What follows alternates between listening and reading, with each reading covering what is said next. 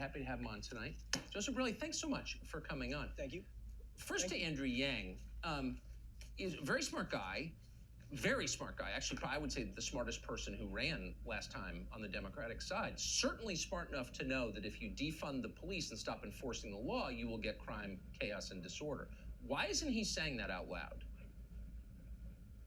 Well, I mean, the problem with Andrew Yang is that he's doing what every other Tom, Dick, and Harry in the mayoral race is doing right now, and is trying to appeal to a very fringe, very active far left. And they think by using police buzzwords like defund and justice and social justice and things like that, that they'll be able to get votes from this sect of society. And then you have Eric Adams come along who's saying something else, who's acknowledging that actually policing is something that decreases the crime and increases the safety of your community.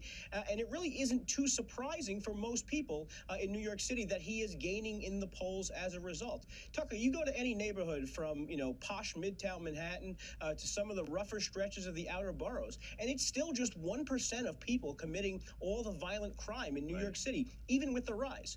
And the rest of the people there, they don't want those folks in their community making things dangerous, making their schools less safe, and making their streets a place where they can't feel safe. I just find it hilarious, amazing, reassuring, great that this left-wing Democrat, Eric Adams, is out there making the best case against gun control I've heard in a long time, pledging that he's going to carry a weapon on his person if elected, and basically saying, I'll lock him up, and he's winning in the polls.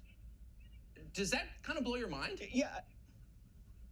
It blows my mind, but if you do really meet average workaday New Yorkers, you see they are very distant. There's a wide delta between a Democratic Party platform and regular people who live in apartments, who go to work every day.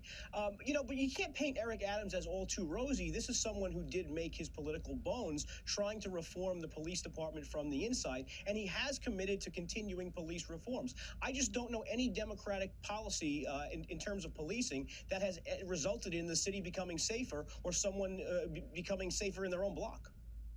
I think what you've just described is a city in which a tiny group of people make all the decisions. I mean, de Blasio represents no one.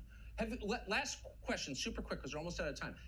And honestly, have you ever met anybody in New York City who admitted to voting for Bill de Blasio, who was elected twice? Unfortunately, I have. Unfortunately, I can't say I don't know anyone. Wow. Man, that's I'm amazed. It's strange. I know. It's strange. Speaking of the need for mental health counseling, and bless their heart. Councilman Joseph Borelli, great to see you. Thank you. Thank you.